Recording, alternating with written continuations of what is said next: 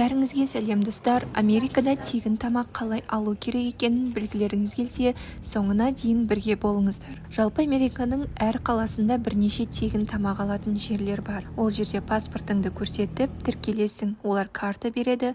Бар болғаны осы, айына бір рет әр отбасы мүшесі келіп, тегін тамақ таңдап ала алады. Бұл маркетплейс сенбіден жұма аралығында таңертең 9-дан 1-ге дейін және кешкі 5-тен 7-ге дейін жұмыс жасайды. Бұл жерде күнде әртүрлі волонтерлар келіп көмектесіп тұрады. Тек айына 2 рет сенбі күндері ешқандай карта көрсетпей кез келген адамға тамақ беріледі. Бұл жерде бірнеше қатар кезек болады.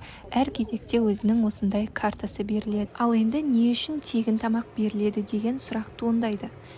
Себебі ірі супермаркет иелері КамАЗ тамақтар береді. Сол арқылы олар үкіметке салық аз төлейді және экологияны да сақтайды. Себебі мұндай қорлар жұмыс істемесе, жылына миллиондаған тонна тамақтар қоқысқа кетер еді. Бүгінге осы. Шығарылым ұнаса қазақша контентті қолдап тіркеліп, лайк басып, достарыңызбен бөлісіп кетіңіз.